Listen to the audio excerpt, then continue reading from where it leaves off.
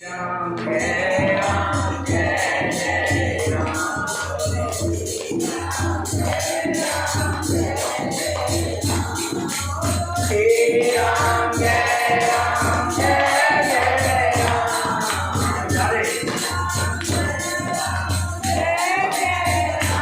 बोलो श्री राम जय राम जय जय राम। बोलो श्री राम जय राम जय जय राम।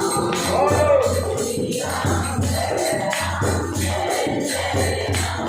श्री राम जय राम जय जय राम। श्री राम जय राम जय जय राम। बोलो श्री राम जय राम जय जय राम। बोलो श्री राम जय राम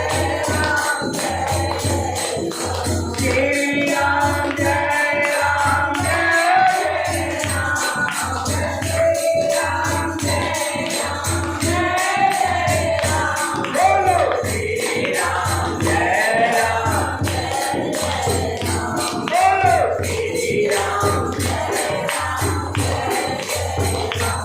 श्री राम जय राम जय जय राम। श्री राम जय राम जय जय राम। बोलो श्री राम जय राम जय जय राम। बोलो श्री राम जय राम जय जय राम। दीन दयाल दीनथ संहारी।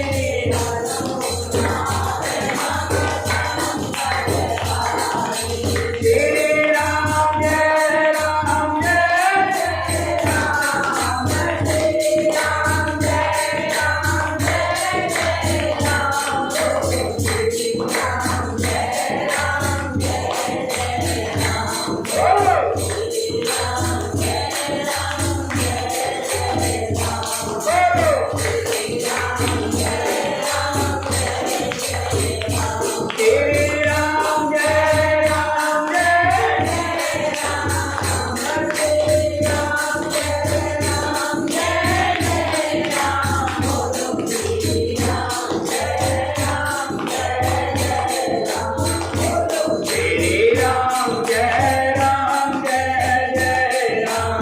बोलो श्री राम जय राम जय जय राम। मंगल भवन मंगलहारी।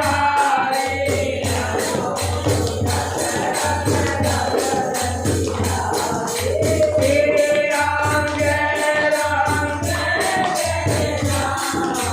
श्री राम जय राम जय जय राम। बोलो श्री राम जय राम जय जय राम। बोलो श्री राम जय राम जय जय राम।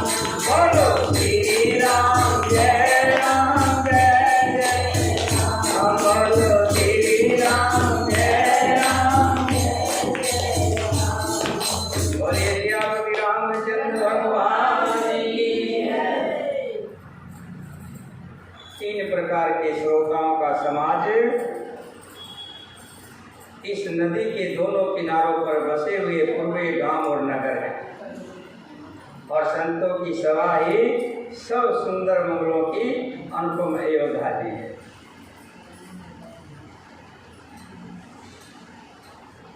राम भगत सुरत जाई।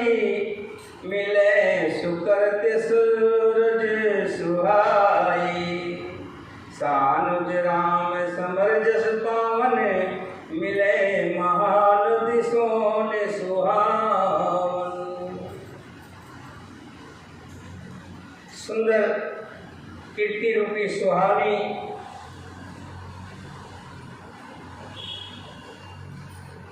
सरयू जी राम भक्ति रूपी गंगा में जा मिलती है।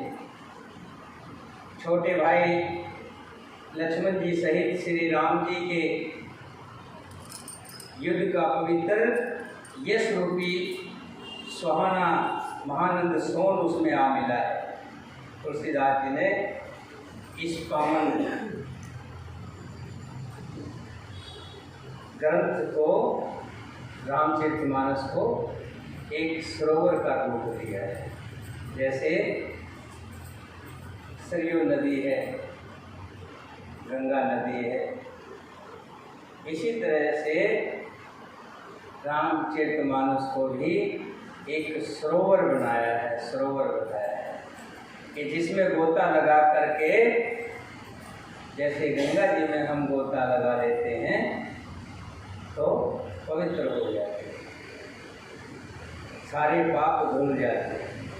सरयू नदी में भी स्नान करके आदमी अपने पापों को धोता है, शुद्ध हो जाता है, पवित्र हो जाता है। ऐसे ही रामचरितमानस भगवान राम की कथा, इसे भी सुनकर मनुष्य पवित्र हो जाता है, शुद्ध हो जाता है, पाप धोए जाते हैं। जब भगवान का नाम जो सुमरण करता है कि दो ही चीज होती है, धूप होगी तो वहाँ छाया नहीं होगी, और जहाँ छाया होगी वहाँ धूप नहीं। जहाँ राम का नाम होगा वहाँ पाप नहीं होगा, जहाँ पाप होगा वहाँ राम का नाम नहीं होगा। जब हम मुख से, अपने मुख बिंदु से भगवान श्री राम की कथा करते हैं, राम का नाम जपते हैं, तो ये जो अंधेरी रात है ये ढल जाती है, पाप रूपी रात दूर हो जाती है और सूर्य प्रकाश निकल आता है। भगवान का नाम क्या है? प्रकाश, जो हमें चेतना देता है, बताता है ये गलत है और ये बुरा है, बुरे रास्ते से रोकता है। कभी देखा होगा दुष्ट प्रवृत्ति का आदमी भगवान के मंदिर की तरफ जाता है तो उसके पैर रुक जाते हैं, कहते नहीं भाई मैं नहीं जाऊंगा, कि मैंने तो मदिरा पी है या मैंने तो भक्षण किया है, खुद ही रुक जाता है। फिर भी जाने की कोशिश करता है तो दूसरे लोग रोक देते हैं, अरे मंदिर में जाएगा, भगवान के नाम से पीछे रोक दे। और भक्ति रूपी जो भक्त होता है, भगवान का नाम लेने वाला होता है, वो उसको बुरे कर्मों पे जाने से मन रोकेगा, तो भगवान की भक्ति करता है, भगवान का नाम लेता है। ऐसे बुरे स्थान पर जाएगा, वो देख लेगा तो क्या कहेगा? उसके अंदर की आत्मा खुद ही उसको बुरे कामों से रोकेगी। आत्मा सो परमात्मा, अंदर से जो आवाज आती है वो परमात्मा की आवाज है। बुरा आदमी भक्ति में नहीं जाएगा, और भक्त आदमी जो भगवान की शरण में लग गया वो बुरे काम में नहीं जाएगा, किसी को बुरा नहीं बोलेगा, किसी को बुरा नहीं कहेगा, किसी के लिए बुरा नहीं सोचेगा, हमेशा भले के लिए सोचेगा, किसका भला मेरे से कब हो जाए, कैसे हो जाए। जोग बीच भगत देव धुनि धारा, सोयत सहित सुवर देहि विचारा।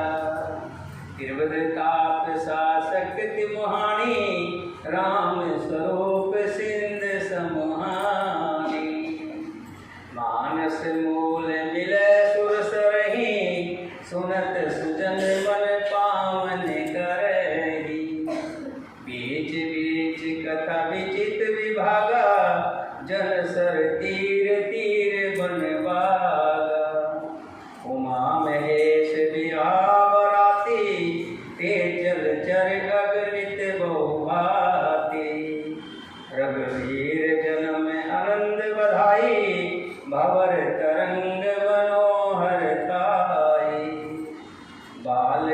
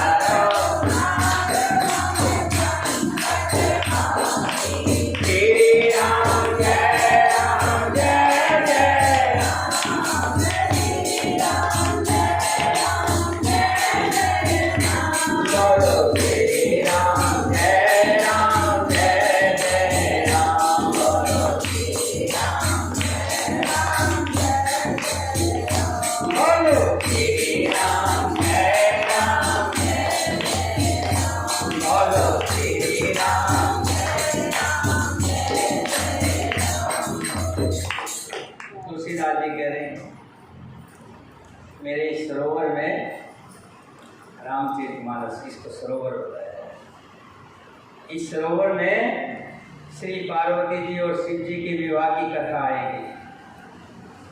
उमा महेश विवाह बराती, ते जलचर अगनित बहुभाती।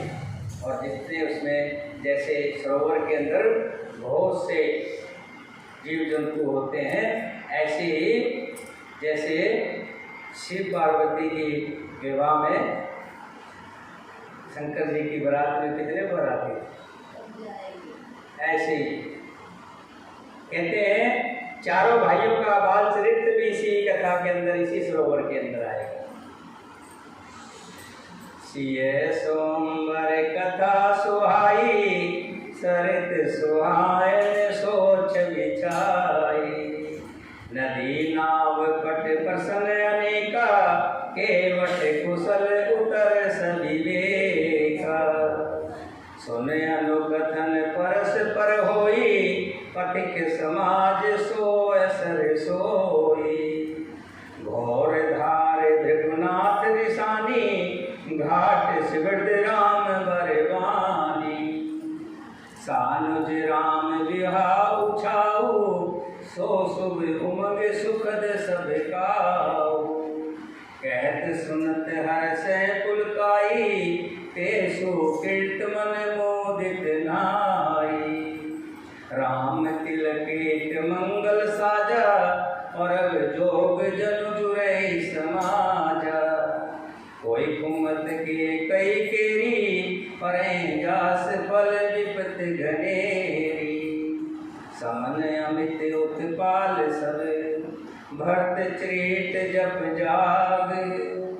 कलियग खलयग गुण कथन, ते जल मल बग काग। सियावर राम जय रघुराम, जय जय राम।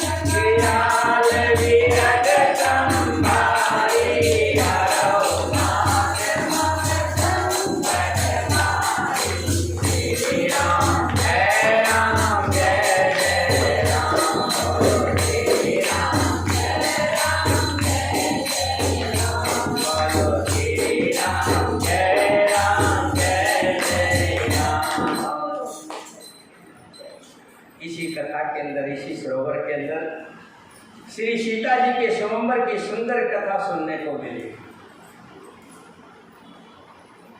फिर भाइयों सहित श्री रामचंद्र जी का विवाह, उससे भी इस कथा रूपी सरोवर के अंदर हम सब सुनेंगे।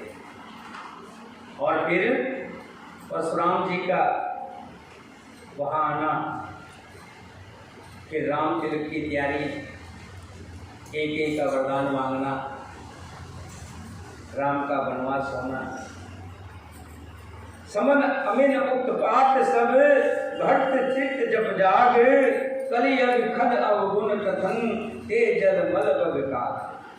संपूर्ण अनगणित उत्पातों को शांत करने वाला भक्त जी का चित्र, नदी तट पर किया जाने वाला जप यज्ञ, कलियुग के पापों और दुष्टों के अवगुणों का वर्णन है। वे इस नदी के जल का कीचड़ और बगले पोए,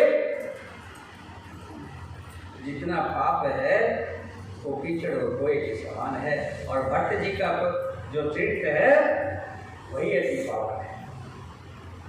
तीर्थ सरित छोरित सूरी, समय सुहावन पावन घोरी। हेम हेम शेर सुता सिज ब्याहु, शिशर सुखद प्रभु जन्म उचारो। वर्णौ राम विवाह समाजो, सोमुद मंगल में ऋतुराजो। गिर सिंधु सह राम बण गवन, पंथ कथा करे आतप पवन। वर्षा घोर निशाचर रारी, सुरकुल साल सुमंगलकारी। राम राज सुख विनय बड़ाई, सुखद सुखद सोई शरद सुहाई। सती सरोमणि सिय गुण गाता, सोई गुण अमल अनुपम पाता। भरत स्वभाव सूतलताई, सदा एक रस वरण न जाई।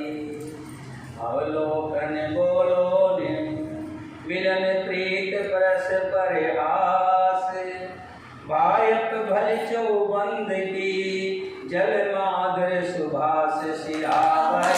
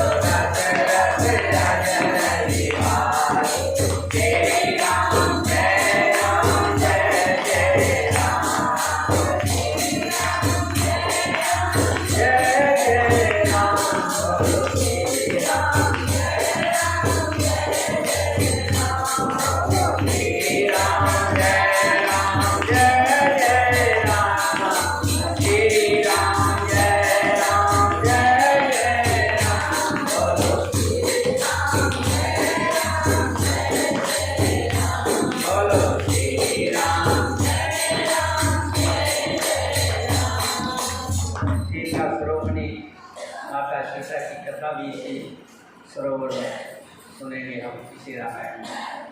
चारों भाइयों का परस्पर देखना, बोलना, मिलना, एक दूसरे से प्रेम करना, हंसना और सुंदर भाईपन का मधुरता, वो इस रामायण की सुगंध है, जैसे अगरबत्ती की सुगंध है। आरती विनय दीनता मोरी, लघुता ललित सुवार न थोरी। अद्भुत सलील सुनत गुणकारी, आस प्यास मनोमल हारी। मेरा अंतर्भाव, मेरे अंदर से भाव निकल रहा भगवान के भक्ति का, भगवान की कथा लिखने का। विनय और दीनता इस सुंदर और निर्मल जल का कम हल्कापन नहीं है, अर्थात अत्यंत हल्कापन है। ये जल बड़ा ही अनोखा है, जो सुनने से ही गुण करता है। सरोवर का जल तो जब हम नहाते हैं, पीते हैं, तभी उसका फल मिलता है। लेकिन इस सरोवर का, इस रामचरितमानस का सुनने से ही गुण मिल जाता है और आशा रूपी प्यास को और मन के मैल को दूर कर देता है। राम सुप्रेम पोषत पानी, हरत सकल कल कलश गजानी। भव शरम शोषक तोषक तोषा, समन दुरित दुख दारिद्र दोषा। ये जल श्री रामचंद्र जी के सुंदर प्रेम को पुष्ट करता है, कलयुग के समस्त पापों और उनसे होने वाली गिलानी को हर लेता है। संसार के जन्म मृत्यु रूप श्रम को सौंप लेता है, संतोष को भी संतुष्ट करता है और पाप ताप दरिद्रता और दोषों को नष्ट कर देता है। काम को है मदमोहन सावन, विमल विवेक विराग बढ़ावन। सादर मंजन पान की किए थे, मिटे पाप परिताप ये थे। ये जल कौन सा जल? जो भी आपके ऊपर वर्ष रहा, आप सुन रहे हैं प्रभु के नाम। तुलसीदास जी ने इस रामायण को सरोवर बताया है, और इस सरोवर के अंदर जो तुम सुन रहे हो वो जल है। और इस जल की महिमा बता रहे हैं कि इस जल की महिमा क्या है। ये जल काम, क्रोध, मद और मोह का नाश करने वाला और निर्मल ज्ञान और वैराग्य को बढ़ाने वाला है। इसमें इससे आदरपूर्वक स्नान करने से, यानी कि सुनने से, और इसे पीने से, यानी अपने अंदर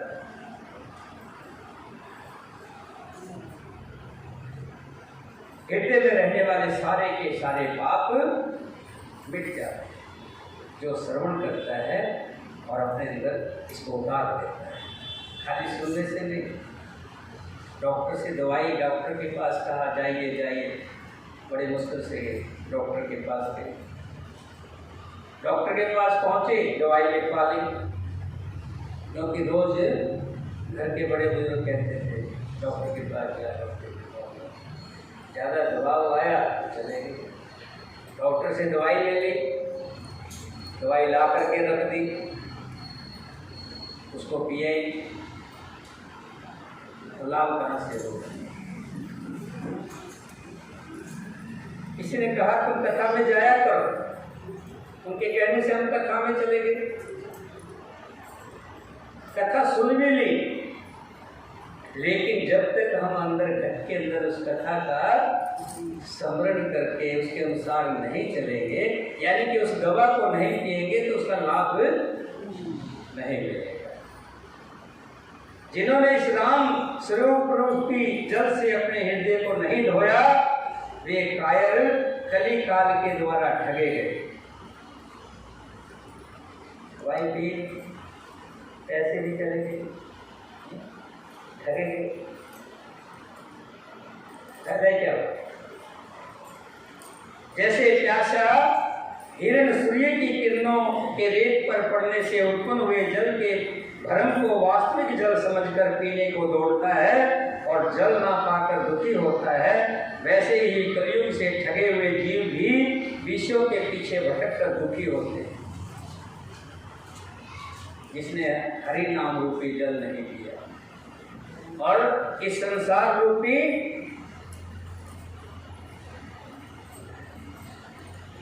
सोच रहे कि अमृत है, बड़ा आनंद आता है निंदा चुगली में, उसकी बुराई, उसकी भलाई, उसका ये, उसका ये। उसके घर में गए, उसके बहू को कुछ बोला है, सास के बारे में बोल दिया, किसी की बहू के बारे में बोल दिया, किसी के घर में ये करवा दिया, किसी के घर में। बहुत से लोगों के काम होते हैं, उनको वही बड़ा अच्छा लगता है, उसमें बड़ा आनंद आता है। हरी कथा में तो शांत होकर के बैठना पड़ेगा, सुनना पड़ेगा, उनके लिए बड़ा मुश्किल काम है। वो भ्रमित लोग हैं, वो अपने आप को पहचान नहीं रहे। कैसे? तुलसीदास जी ने क्या बताया है? जैसे मृग के नासिका में ही सुगंध होती है, लेकिन वो सोचता है कि सुगंध कहाँ से आ रही है। जमीन में सूंघता रहता है, सिर मारता रहता है, ऐसे भटकता रहता है, अपने आप के अंदर नहीं देखता। जब व्यक्ति अपने आप के अंदर कब देखेगा? जब कथा और सत्संग में जाएगा, जब उसको पता लगेगा मैं ही तो हीरा हूँ, मैं हीरा कहाँ ढूंढ रहा हूँ, असली दौलत तो मैं ही हूँ। मैं तो ये संसार की झूठी दौलत को ढूंढ रहा था, झूठी दौलत के पीछे दौड़ रहा था। ये नकली दौलत है, ये तो वहाँ चलनी नहीं है, असली दौलत तो मैं हूँ। अगर मैं हरि का नाम सुमरण करूँगा और भगवान के बताए हुए मार्ग पर चलता हुआ भगवान का कार्य करूँगा। परहित, भगवान का कार्य क्या है? परहित, परिहित मतलब दूसरों का भला करना। भगवान कहता है मैंने तेरे को जन्म दिया है, मैंने तेरे को शरीर बढ़ने की शक्ति दी, तेरा शरीर बढ़ा, मैंने तेरे को जलवायु दी, सूर्य दिया, चंद्रमा दी, हवा दी, पानी दिया, सांस दी, ऑक्सीजन दिया, सब कुछ दिया, मैंने दिया। परमात्मा क्या दिया होगा? तभी तो हम जिंदा है। आज 1 मिनट के लिए भी हवा बंद हो जाए, जय जय राम। 2 दिन सूर्य ना निकले, जय जय राम। 2 दिन पानी ना मिले, जय जय राम। सब कुछ तो मैंने तेरे लिए दिया है और तेरे को एक काम दिया है, तू जैसे मैंने तेरे को दिया ऐसे तू दूसरों का भला कर। दूसरों के लिए ये जो छोटी सी उम्र है इसको दूसरों के अच्छे के लिए लगा, दूसरों के भले के लिए इसको समर्पित कर दे। यही तेरा कार्य है। लेकिन मनुष्य नहीं समझता, भ्रमित है, इस मायावी संसार के अंदर भ्रमित है, अपने आप को नहीं पहचान पाता कि मैं क्या हूँ। मैं तो उस परमात्मा का बहुत बड़ा अंश हूँ, मैं ही तो परमात्मा हूँ। परमात्मा कौन है? आप ही और हम तो परमात्मा है। परमात्मा कोई और नहीं है। परमात्मा किसी न किसी रूप में आपके बीच में बैठा है।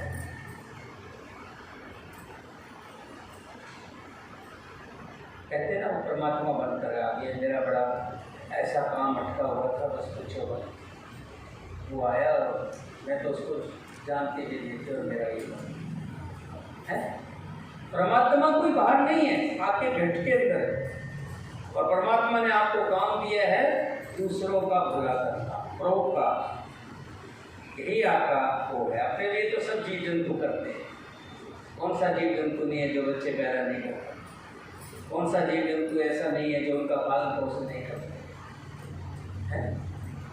लेकिन मनुष्य को बुद्धि दी है कि तेरे अंदर एक गुण दिया है, तो चाह करके अपना भी भला कर सकता है और दूसरों का भी भला कर सकता है। लेकिन बहुत कम लोग हैं जो इस माया से बाहर निकल करके परोपकार में लगते हैं। मध्य अनुहार सुवार गुण गण गण मन अनवार, सुमर भवानी शंकर कह कवि कथा सुहाय सियावर।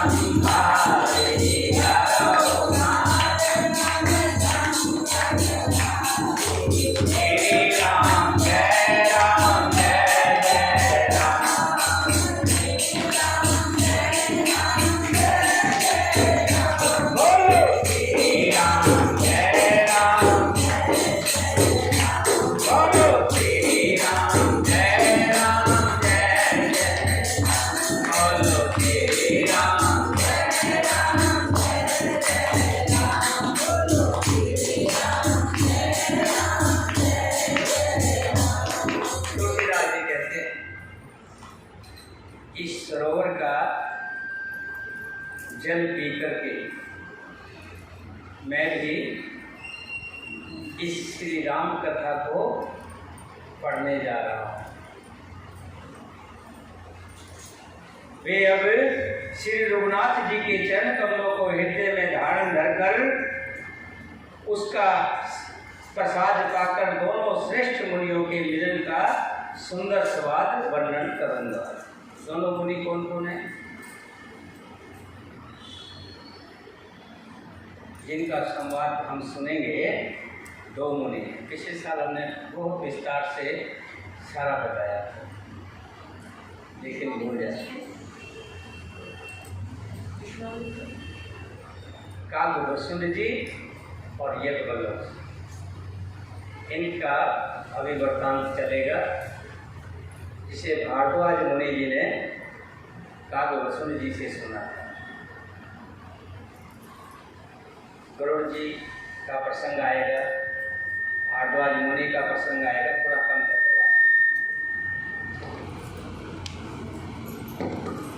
मैं अब श्री रघुनाथ जी के चरण कमलों को हृदय में धारण करके और उसका प्रसाद पाकर दोनों श्रेष्ठ मुनियों के मिलन का सुंदर संवाद वर्णन करता हूँ। भारद्वाज मुनि। भारद्वाज मुनि बसे प्रयागा, तिन्हें राम पद अति अनुराग। तापस समदम दया निधाना, परिमारत पथ परम सुजाना। भारद्वाज मुनि प्रयाग में बसते हैं और उनका श्री राम जी के चरण कमलों में अत्यंत प्रेम है।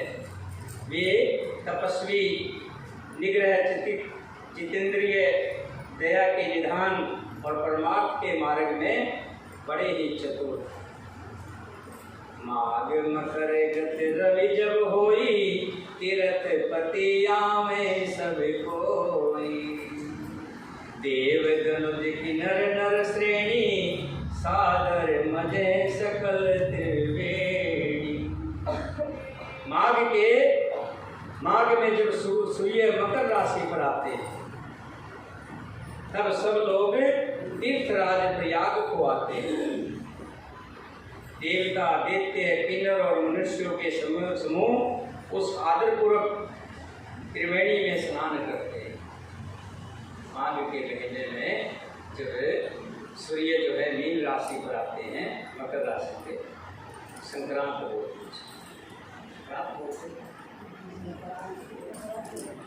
तो त्रिवेणी में स्नान करते हैं। प्रयागराज में लोग जाते हैं।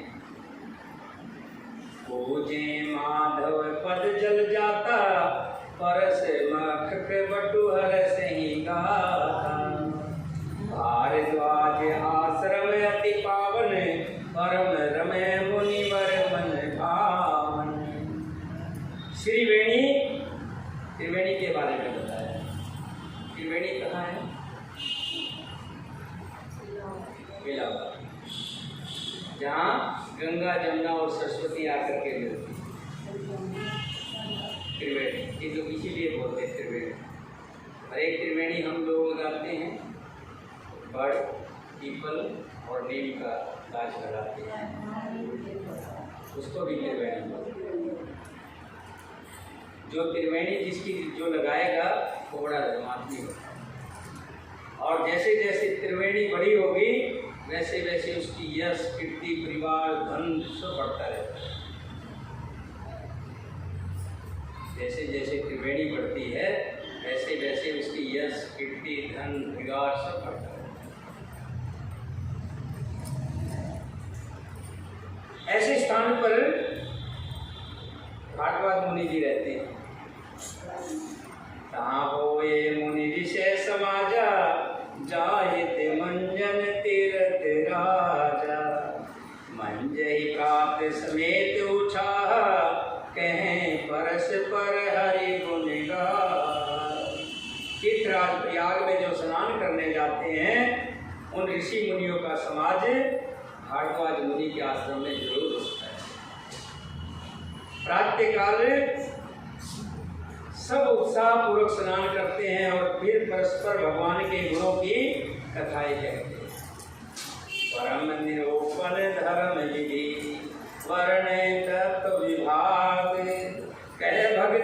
भगवंत के सुजत ज्ञान विराग सिया।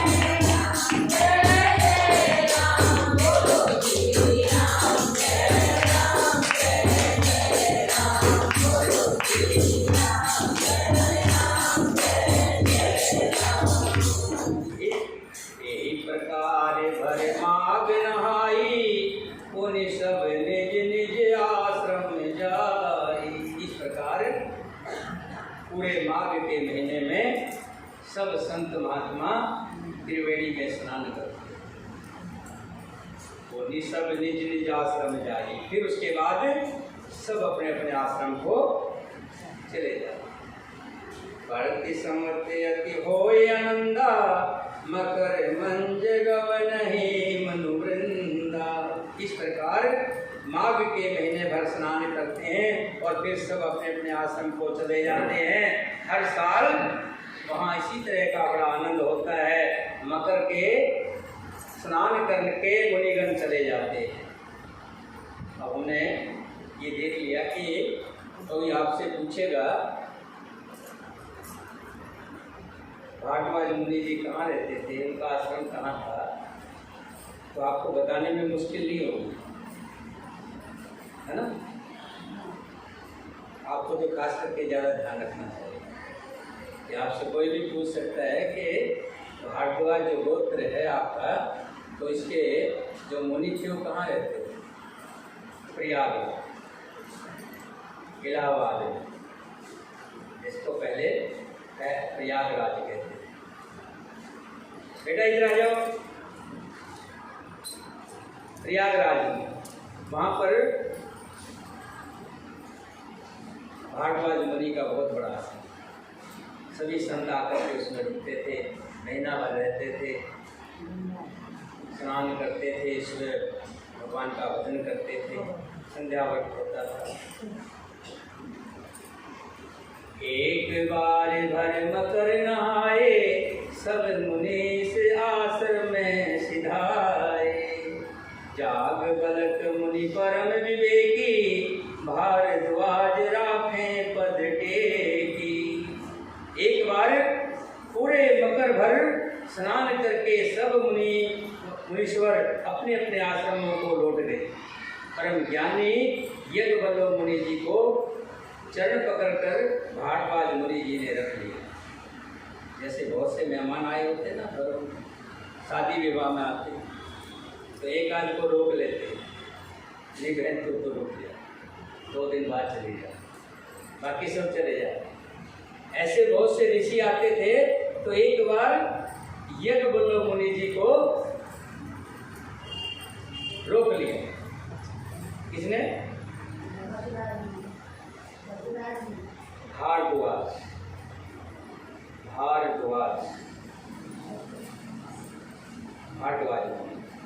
उन्होंने चरण पकड़ कर रोक लिया। हे मुनिवर, कुछ दिन आप हमारे आश्रम में रहिए, हम कुछ सेवा क्या करना चाहते हैं और आप रुक जाइए। किसको रोक लिया? किसको रोका? रोका किसको?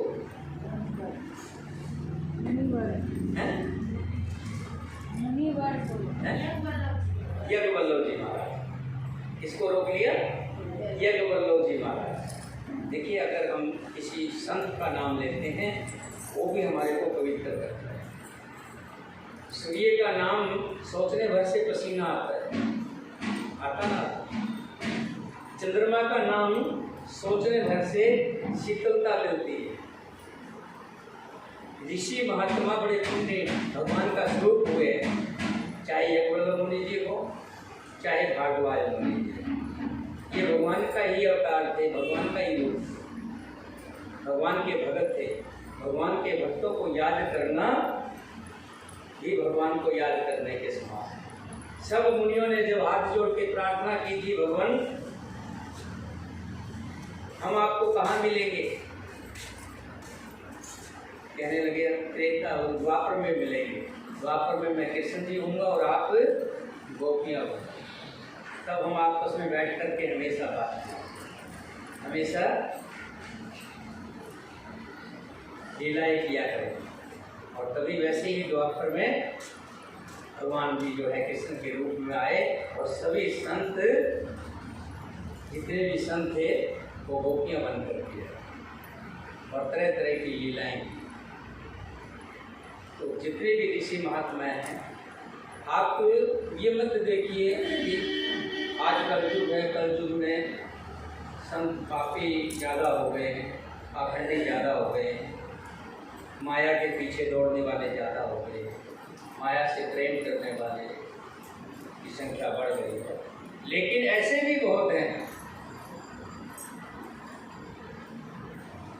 क्योंकि जब सारी चीज़ खत्म हो जाएगी तो पृथ्वी का अंत हो जाएगा। आज भी संत हैं वो आपके द्वार पर आते भी हैं।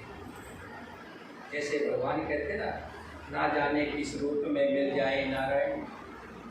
भगवान भी आपको किसी न किसी रूप में आपको दर्शन जरूर देते हैं। ये तो हमारी दृष्टि का दोष होता है कि हम पहचान नहीं पाते। ऐसे ही संत भी आपके द्वार पर आते हैं। लेकिन कलयुग में बहुत संख्या जो है वो पाखंडियों की हो गई, इसलिए हम सब में पाखंड का दोष देखने लगे। अच्छे भी हमारे सामने से गुजर जाते हैं, हम उनको पहचान नहीं पाते। इसलिए हमें करना क्या है कि जो भी आए उसको भोजन करो, जल पिलाओ, भोजन करवाओ, पर पैसा मत।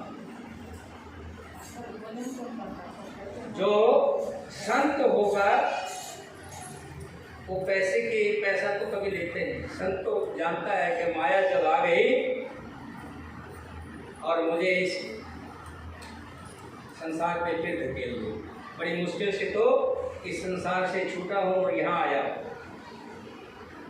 फिर माया के चक्कर में पड़ गया तो फिर माया में धकेल जाऊंगा। संत को पैसे से जरूरत नहीं होती। पैसे की जरूरत होती तो संत अपना कारखाना लगा लेता,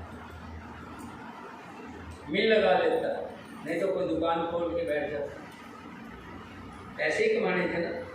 संत को तो संत बनाई तब है कि संसार से मुंह मोड़ना है, इस माया से पीछा छुड़वाना है। ये माया किस तरह से मेरा पीछा छोड़े,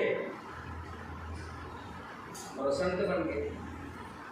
अब वो संत बना है तो संत की पहचान यही है कि आपके उसको दो तीन चीज़ों की जरूरत होती है। संत काहे की जरूरत होती है? संत को जरूरत होती है भाव, प्रेम से। प्रेमी ढूंढता है, कौन प्रेमी मिलेगा जहाँ बैठ करके मैं भोजन करूँ, सात्विक भोजन मुझे मिल जाए। जिसके घर का भोजन खा करके कहते जैसा खाओ अन्न वैसा होगा, जैसा पियो पानी वैसी होगी वाणी। क्योंकि वो संत ढूंढता है कोई ऐसा सात्विक घर मुझे मिल जाए जहाँ मुझे सात्विक भोजन मिल जाए। धन के लिए नहीं जाता संत कभी, धन मांगेगा ही, और जो धन मांगेगा वो संत ही नहीं। माया से तो छुटकारा पाने के लिए संत बना है, है? संत बनाए क्यों?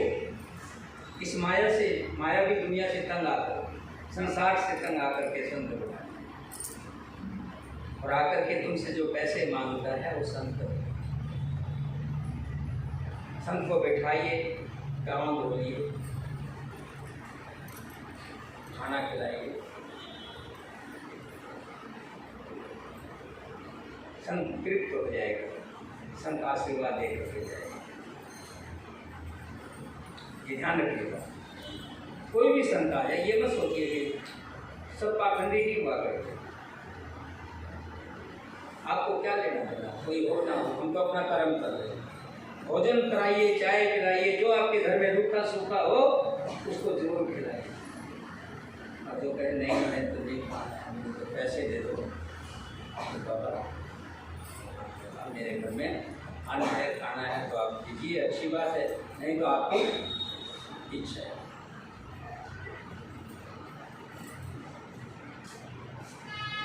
क्योंकि संत माया से पीछा छुड़ाने के लिए संत बनते हैं।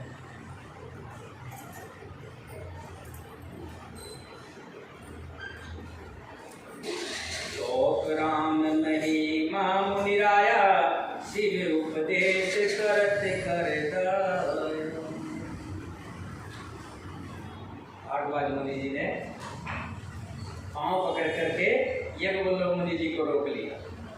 कहा, हे भगवान, कुछ दिन मेरे यहाँ रुक करके कुछ उपदेश कीजिए, मैं भी आपसे कुछ ज्ञान लेना चाहता हूँ। सादर चरण सरोज पखारे, अति पुनित आसन बैठारे। कर पूजा मुनि सुजस बखानी, बोले अति पुनित विद्वानी। आदरपूर्वक यज्ञवल्लभ जी के चरण कमल धोए और बड़े ही पवित्र आसन पर उन्हें बिठाया। पूजा करके मुनि यज्ञवल्लभ जी के सुयश का वर्णन किया और फिर अत्यंत पवित्र और कोमल वाणी से बोले, नाथ एक संशय बड़ मोरे, करगत वेद तत्व सब तोरे। कहत सो मोहि लागत भैला जा, जो न कहूँ बड़ होए अकाजा। यज्ञवल्लभ मुनि जी को आसन पर बैठाया, उनके पांव पखारे, अति सुंदर आसन दिया, आसन पर बैठाया, पांव पखारे और सुंदर वाणी से उनकी पूजा पाठ किए। देखो, अपने से बड़ों की पूजा की। जिसको आप बड़ा मानते हैं उसकी पूजा मतलब उससे विनम्र वाणी से बोला है। माता पिता के सामने विनम्र वाणी, बड़ों के सामने विनम्र वाणी, गुरु के सामने विनम्र वाणी, ऊंची वाणी से नहीं, हाथ जोड़ करके नम्रता से हो। क्योंकि अगर कुछ पाना चाहते हो तो झुकना सीखना पड़ेगा। बगैर झुके कुछ नहीं पा सकते। हाथ जोड़ करके भारद्वाज मुनि जी यज्ञवल्लभ जी से कहते हैं, नाथ एक संशय बड़ मोरे, करगत वेद तत्व तब तोरे। ये नाथ, मेरे मन में एक बड़ा संदेह है, एक बड़ा संख्या है। वेदों का तत्व सब आपकी मुट्ठी में, अर्थात आप ही वेद का तत्व जानने वाले होने के कारण मेरा संदेह निवारण कर सकते हो। मेरे मन में एक धर्म संदेह, पर उस स्नेह को कहते हुए मुझे भय और लाज आती है। मैं आपको कह नहीं पा रहा। भय इसलिए कहीं आप ये ना समझे कि मेरी परीक्षा ले रहा है, और लाज इसलिए कि इतनी आयु बीत गई, अब तक तुम्हें ज्ञान ही नहीं हुआ। जैसे आपको मन में बात हो, प्रश्न पूछना चाहते हो कि गुरु जी भड़क ना जाए कि तुम मेरी परीक्षा ले रही हो, है? और मैं पूछूं तो ये ना कह दें कि इतनी उम्र हो गई तुम्हें इतना भी नहीं पता है। भारद्वाज मुनि जी कह रहे हैं कि इसलिए मुझे भय इस बात के लिए हो रहा है, कहीं आप यह ना सोच ले कि मेरी परीक्षा ले। और लाज इसलिए आ रही है, आप ये ना सोचे मेरी इतनी उम्र हो गई और मुझे इतना भी ज्ञान नहीं। और यदि नहीं कहता हूँ तो मन में ये संशय बना रहेगा, फिर ये संशय कैसे दूर होगा? इसलिए हाथ जोड़कर मैं आपसे कुछ पूछना चाहता हूँ। आप भी कभी कोई संशय हो, कोई बात हो, कोई मन में विचार हो, पूछना चाहिए। पूछने से उसका कोई न कोई विधान निकलता है, मन का भ्रम दूर होता है। संत कहें असनिति प्रभु सुरत पुराण मुनि का, होए विमल विवेक गुरु सुन किए दुराव सियावर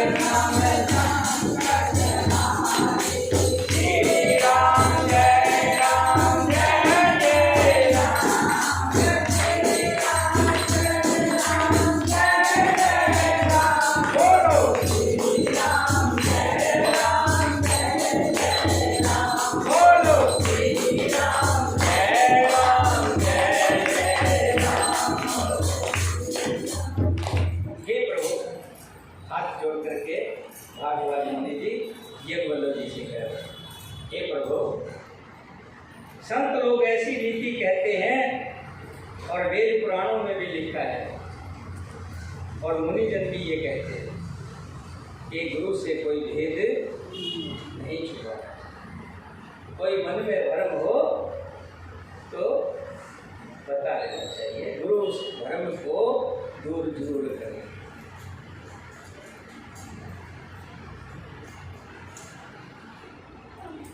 बोलिए श्यामति रामचंद्र भगवान की,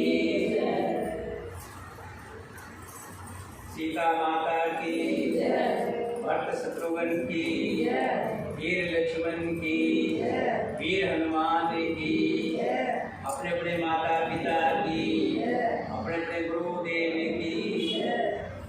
बहुत दिन पहले एक भजन गाया था, 2 साल हो गए, अभी उसकी 2 लाइन दोबारा लंबा तो नहीं, पूरा तो नहीं गा पाएंगे, पर 2 लाइन गा। लाला जी मेरी लागी लगन मत छोड़ना, लाला जी मेरी लागी लगन मत छोड़ना, हरे जी मेरी लागी लगन मत छोड़ना, हरे जी मेरी लागी लगन मत छोड़ना, गोपाला मेरी लागी लगन मत छोड़ना, गोपाला मेरी लागी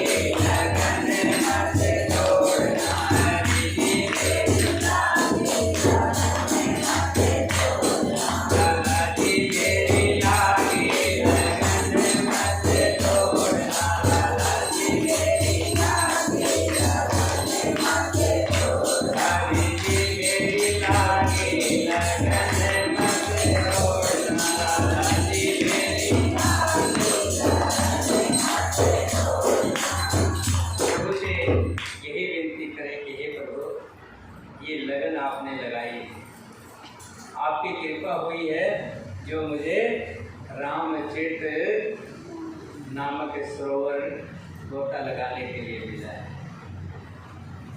और जो इसमें लगन लगाई है ये मेरी लगन तोड़ना।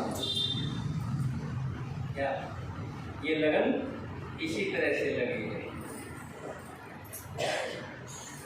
सुनीता जी एक भजन के माध्यम से आगे कुछ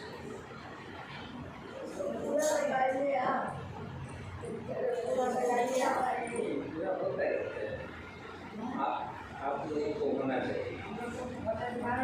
कल अच्छा गीता जी के हम तो बहुत गाए तो माइक उधर दे दो, वो बहुत अच्छा इधर आ जाओ आप आगे। नहीं आइए आइए, उस दिन गाया था ना आपने। हाँ तो बहुत सुंदर भजन था, बड़ा अच्छा। चलो नहीं देते माइक नहीं देते, बहुत अच्छा।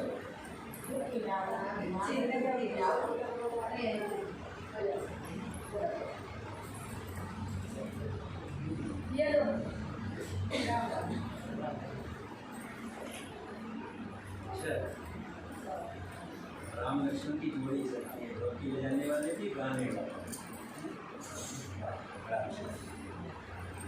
ये